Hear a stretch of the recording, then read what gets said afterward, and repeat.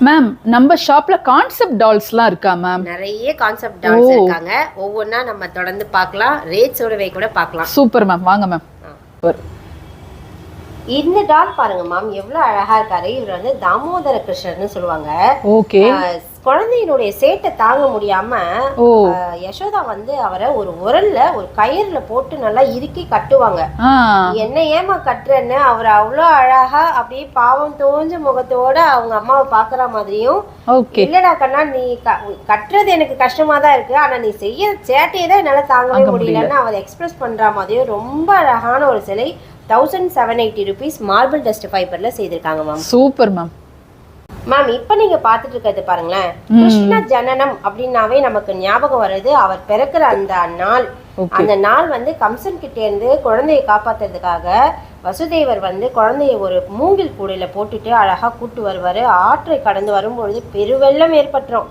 அப்போ ஆதிசேஷன் வந்து குழந்தைய காப்பாத்துறதுக்கு அதை காக்குற மாதிரி, அதாவது மழையிலேருந்து அதற்கு காக்குற மாதிரி ஒரு குடை மாதிரி வருவாரு. ஸோ இந்த காட்சியை அப்படி தத்ரூபமா ஒரு சிலை ரூபத்துல கண்டிப்பா ஒரு 8 inches இருக்கக்கூடிய சிலை இது. இந்த சிலையினுடைய ரேட் பாத்தீங்கன்னா 1450 rupees. இது டோட்டலா ஒரு 8 inchesல மார்பிள் டஸ்ட் ஃபைபர்ல செய்திருக்காங்க மேம். ரொம்ப ரியலிஸ்டிக்கா இருக்கு மேம். ஆமா. இப்போ நீங்க பாக்குறது ஆளிலை கிருஷ்ணர்.